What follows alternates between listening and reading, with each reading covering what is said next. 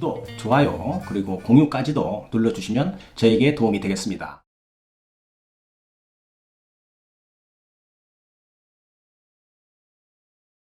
안녕하십니까. 언제나 새로운 소식, 유익한 정보, 그리고 확실한 결론까지로 교통사고 피해자에게 도움을 드리는 육장TV입니다. 오늘은 교통사고 피해자 중에서 가해자와 형사 합의가 필요한 사고는 어떤 것이고, 또 어떻게 합의를 해야 하고, 가해자가 합의를 하지 않으면 어떻게 대처를 해야 하는지를 알아보는 시간을 갖도록 하겠습니다. 이것을 정확하게 이해하기 위해서는 12대 중과실에 대해서 먼저 알아야만 합니다. 12대 중과실에 해당되는 경우에는 교통사고 처리 특례법 제3조에 의해서 종합보험의 가입 여부를 떠나서 형사처벌 대상이 되는 겁니다. 네. 즉 종합보험에 가입했다고 하더라도 형사처벌을 면할 수 없다는 뜻입니다. 12대 중과실이란 먼저 하나씩 좀 알아보도록 하겠습니다. 김 PD님. 네. 첫 번째가 신호위반입니다. 신호기가 설치되어 있는 그런 신호위반도 신호위반이 되겠고요. 또 경찰관이 수신호를 하는 거 있죠. 네. 이것을 어겼을 때도 신호위반입니다. 두 번째, 중앙선 침범인데요. 불법 유턴 있죠. 또 역주행, 또 후진으로 운전하는 경우, 이런 경우 있죠. 중앙선 침범입니다. 네. 세 번째입니다. 제한 속도보다 20km 이상 초과하는 가속, 이런 경우에도 형사처벌이 필요한 12대 중과실에 들어간다는 것입니다. 네 번째죠. 앞지르기 방법. 이거 위반하는 거죠. 다섯 번째는 철길. 기차가 다니는 철길 있죠. 여기에 건널목 통과 방법이 있거든요. 이걸 위반했을 때 형사처벌을 받는다. 여섯 번째입니다. 횡단보도에서 보행자에게 보호 의무 위반을 했을 경우에, 쉽게 얘기해서 횡단보도 교통사고가 되는 겁니다. 네. 일곱 번째죠. 무면허 운전입니다. 면허가 없는 사람이랄지, 아니면 운전면허증이 있는데 갱신이 안 된 경우, 이런 경우에 포함이 되는 겁니다. 김 PD님도 주변에서 가끔 보시면 운전면허증 갱신 안 한 사람들 있죠. 넘어가는 사람 있습니다. 네네. 예, 장롱면허 좀 그렇게 비슷한 거, 그런 경우에 운전하다가 사고가 나게 되면 이게 크게 문제가 되는 거죠. 형사처벌 되는 겁니다. 네. 자, 여덟 번째입니다. 음주운전이죠. 아주 많이 강화됐죠. 전에 0.05에서 0.03으로 기준이 강화된 거 아시죠? 네. 이게 바로 윤창호법에 해당이 되는 겁니다. 네. 무서운 법입니다. 요즘에 조심하고 또 조심해야 됩니다. 음주사고는 말이죠. 잘못하게 되면 한 방에 그냥 훅 갑니다. 네. 아홉 번째입니다. 보도를 침범, 이렇게 돼 있는데 인도를 침범한 교통사고 있죠. 인도를 통과해가지고 건물까지 받아버리는 이런 사고들 있죠. 네. 이런 경우에 해당이 되는 겁니다. 열 번째입니다. 승객 추락 방지 의무 위반, 이렇게 돼 있는데요. 가끔 김 PD님 방송에서도 좀 보시죠. 네네. 버스 같은 경우에 사람을 태우고 이렇게 태우려다가 내리려다가 그냥 차가 출발하는 거죠. 네. 우리가 이것을 쉽게 얘기하면 개문발차라고 합니다. 네. 개문발차. 문을 열어놓고 그냥 출발하는 거예요. 네. 사람이 타고 내리는데 도중에 버스가 출발해서 사람이 다치는 경우에, 이런 경우에 형사처벌 대상이 된다. 이렇게 이해를 하시면 되겠습니다. 네. 11번째입니다. 어린이 보호구역 안전운전 의무 위반 사항입니다. 너무 잘 알고 계시죠? 요즘에. 네. 예, 뉴스에서도 많이 나오고, 또 국민학생도 이제는 다 알 것 같아요. 예. 다시 합니다. 네. 뉴스에서도 많이 나오고, 요즘에는 초등학생도 다 알 겁니다. 네. 네. 민식이법이 여기에 해당이 되는 것입니다. 12번째인데요. 자동차, 화물차 있죠. 화물자동차. 네. 이게 고속도로 가거나 아니면 도로에서 짐을 싣고 가다가 떨어지지 않도록 해야 되는데, 이게 떨어져서 사고 나는 경우가 있습니다. 이걸 줄임말로 낙하물 사고라고 그러거든요. 네. 이거 참 무섭습니다. 네. 고속도로에서 말이죠. 이거 정말이지, 이거 굉장한 흉기입니다. 가끔 가다 심심치 않게 뉴스에 자주 등장하지요. 네. 김 PD님도 좀 보지 않았어요? TV에서? 네, 많이 봤습니다. 그죠? 유튜브에서 특히 많이 봤습니다. 그죠? 예, 조심해야 됩니다. 이렇게 형사처벌의 대상이 되는 사고 12가지입니다. 여기 12대 중과실에 한 3가지 정도 더 있는데요. 김 PD님 뭔지 아시겠어요? 네, 저는 뺑소니가 12대 중과실인 줄 알았는데 아니네요. 네, 그렇습니다. 3가지가 더 있는데요. 그것도 하나에 들어갑니다. 네. 사망사고가 있겠고요. 피해자가요. 네. 그 다음에 중상해 사고가 있습니다. 네. 그 다음에 또 뺑소니 사고, 아까 금방 말씀한 그 3가지가 12대 중과실에 포함이 돼서 형사처벌의 대상이 된다. 이렇게 이해를 하시면 되겠습니다. 네. 위에 설명드린 사고의 가해자인 경우에는 종합보험을 가입했다 하더라도 형사처벌의 대상이 되면서 피해자와 형사합의가 필요하게 되는 겁니다. 그런데 중요한 것이 말이죠. 교통사고 가해자가 형사합의를 잘 하지 않으려고 생각을 가지고 있는 사람이 많아졌다는 거예요. 네. 자, 사망사고나 아주 크게 사고가 난 경우가 아니고 그런 경우에는 꼭 형사합의를 해야 되겠죠, 김피디님. 네. 좀 가벼운 사고부터 아주 중한 사고의 사이, 그 정도의 진단이죠. 그거라면 보통 통상적으로 진단이 약 한 2주에서 한 네. 5, 6주 나오는 그 정도 사이. 그 정도 사이의 가해자는 형사합의를 잘 안 하고요. 처벌받고 벌금으로 내겠다는 사람도 가끔 있습니다. 네. 이때 검찰에서는 그러한 것을 잘 조절해주는 그 기관이 있는데요. 형사조정위원실이라고 운영되고 있는 것입니다. 좀 네. 들어보셨나요, 김 PD님? 네, 처음 들어봤습니다. 아, 이게 좀 전문적이죠? 네. 거기에 대해서 좀 설명을 드리겠습니다. 검찰에서는 조정위원을 선임을 해서 가해자와 피해자를 부르게 됩니다. 네. 그렇게 불러서 서로 원만하게 합의를 할 수 있도록 화해를 주선하는 제도입니다. 네. 이때는 가해자도 특별하지 않으면 조정위원의 이야기를 존중해서 네. 피해자와 합의를 하는 경향이 굉장히 많습니다. 이런 과정을 검찰의 형사조정이라고 합니다. 네. 아주 좋은 제도이지요. 네. 이게 생긴 지가 그렇게 오래되진 않았습니다. 뭐 한 10여 년 정도 된 것 같아요. 가해자도 피해자도 서로 도움이 되는 아주 좋은 제도인 것 같습니다. 네. 네, 지금까지는 첫 번째로 형사합의가 필요한 교통사고건에 대해서 설명을 했고요. 12대 중과실이죠. 네. 두 번째로 형사합의를 하는 방법과 그 다음에 형사조정제도에 대해서 설명을 드렸죠, 금방요. 네. 자, 그런데 가해자가 형사합의를 하지 않고 피해를 입은 피해자를 약간 우롱하고 무시하는 태도로 말이죠. 끝까지 합의를 하지 않으려고 한다면 어떻게 피해자가 대처를 해야 하는지 여기에 대해서 설명을 드리려고 합니다. 이것을 세 번째 타이틀로 잡았습니다. 네. 자, 원만한 합의가 이루어진다면 얼마나 좋겠어요. 그죠? 왜? 가해자가 큰 잘못을 했기 때문에 보험 처리도 해줘야 되고 그 다음에 개인 형사합의도 해줘야 되겠죠. 네. 그러나 사람 간에 가해자, 피해자 간에는 말로 표현 못하는 사연이 있을 수 있는 겁니다. 이것이 감정적인 부분도 있고요. 그래서 합의가 잘 안 되는 경우가 있다. 이렇게 말씀을 드리는 겁니다.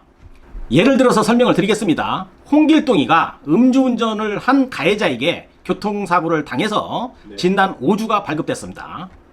병원에 입원을 했으며 진단서를 경찰서 사고조사계 담당관에게 제출한 상황이라고 한다면 사건의 진행 과정은 이렇게 이루어지게 되는 겁니다. 제가 자세하게 설명을 드리겠습니다. 첫 번째죠. 경찰 조사가 이루어지겠죠, 김 PD님? 네. 네, 첫 번째죠. 담당 경찰관은 환자의 진단서가 제출이 되면 말이죠. 교통사고건에 대해서 조사를 시작합니다. 피해자가 발생을 했으므로 가해자에게 피해자와의 합의를 해서 형사합의서를 가져오라고 설명을 해줍니다.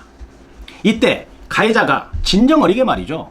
사과의 마음으로 피해자와 원만하게 합의를 해서 합의서를 경찰서에 제출하게 되면 크게 문제가 안 되는 것입니다.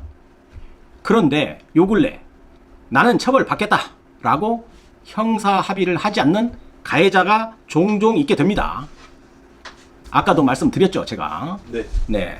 이런 경우에는 두 번째로 말이죠. 검찰 조사가 시작이 되는 겁니다.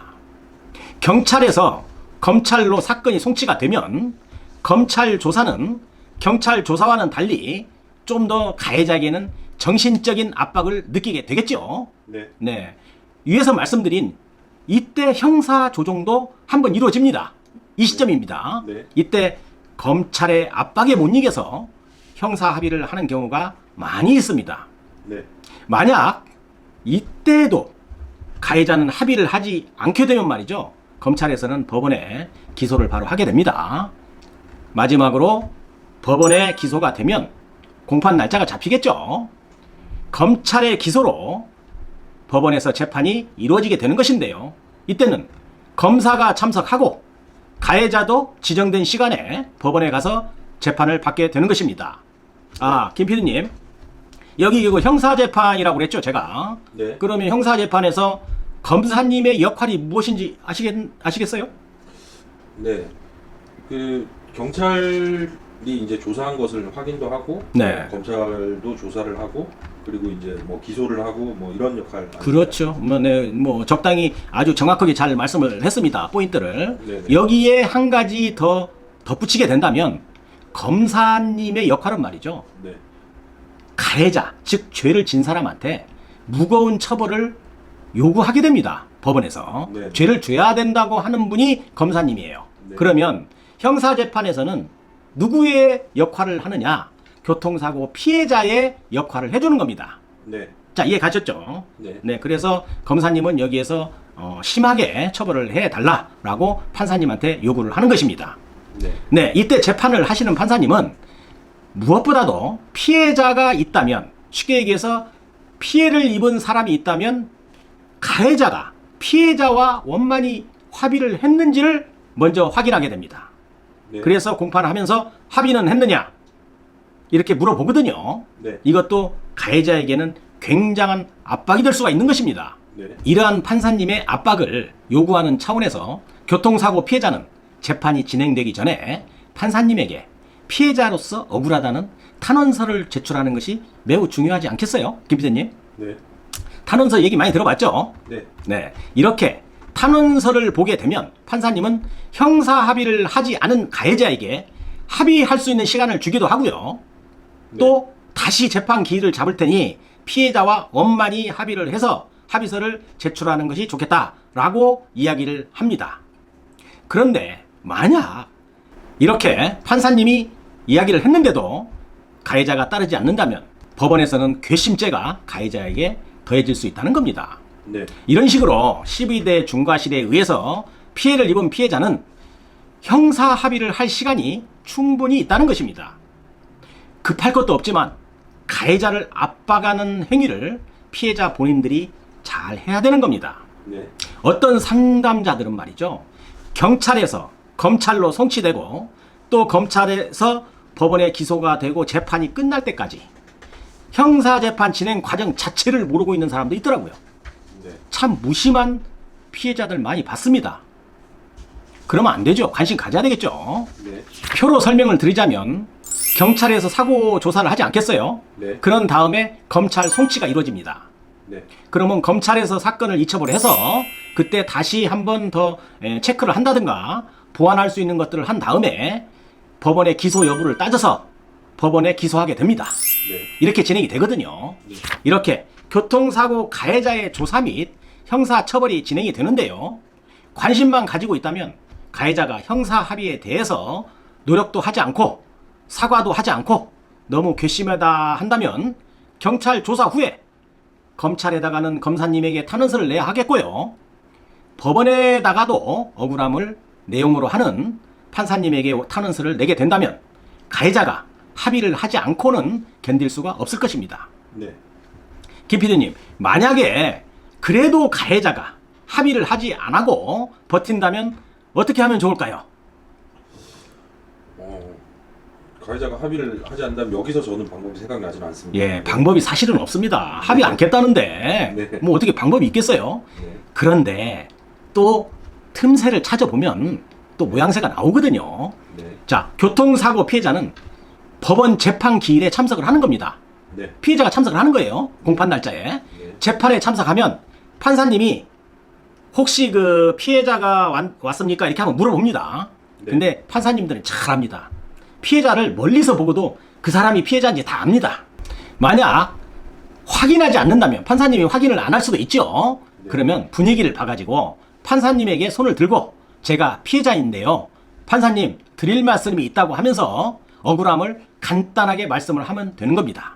네. 가해자의 불성실하고 반성하지 않는 태도에 대해서 간단히 어필을 하게 되면 판사님은 가해자를 많이 꾸짖을 겁니다. 이것도 큰 압박입니다. 네. 네, 이 정도 하게 되면 대부분 가해자는 못 견딥니다. 피해자에게 사과하지 않으면 안 되게끔 돼 있어요. 이때 형사 합의를 요구하게 되는 겁니다. 그리고 판사님은 공판기를 다시 잡아서 형사 합의를 하고 합의서를 제출하라고 이렇게 얘기를 하게 되거든요. 네. 그런데 피해자가 말이죠. 이런 피해를 입고도 교통사고 피해를 입은 거죠. 네. 아무런 행동도 하지 않고 형사재판이 이루어지는데 말이죠. 아무런 행동도 하지 않고 관심도 안 갖고 진행 과정도 모르게 지나간다면 어느 누구도 이것을 관심 가져주지 않습니다. 네. 누가 대신 울어주지 않는 것이거든요. 네. 검사님이나 판사님이 알아서 해주나요? 그런 거 없습니다. 누차 강조합니다만 내 권리는 내가 알아서 찾아야 하는 것이죠. 네. 어때요, 김 PD님? 오늘은 그 12대 중과실에 의해서 피해를 입은 피해자가 형사 공판이 어떻게 진행이 되고 형사 합의는 어떻게 하게 되며 형사 합의를 하지 않고 반성하지 않는 가해자를 혼내주는 방법들을 제가 설명을 했는데요. 네. 뭐 좀 괜찮은 고급 정보 아니겠어요, 김 PD님? 네. 그리고 피해자 입장에서 탄원서를 쓸 수 있다는 건 또 오늘 처음 알았습니다. 아, 그래요? 네. 저는 알고 있는 줄 알았거든요, 네, 김 PD님이. 저는 뭐 가해자 편에서 제가 탄원서를 이렇게 써준 적이 아, 있는데 네, 피해자 입장에서 쓸 수 있다는 건 처음 알았습니다. 네, 형사재판인 경우에는 피해자 쪽에서 탄원서를 여러 번 쓸 기회가 있습니다. 네. 네, 그렇게 해서 강력하게 자기 주장을 해서 가해자가 쉽게 얘기해서 가해자가 반성하지 않는 것을 반성하고 후회하고 합의까지 할 수 있는 그런 시간을 만드는 것도 굉장히 중요합니다. 네. 자, 오늘은 여기까지 하겠습니다. 오늘 또 유국장 TV를 끝까지 시청해 주셔서 감사합니다. 다음 시간에도 더 좋은 콘텐츠로 여러분을 찾아뵙도록 하겠습니다. 감사합니다.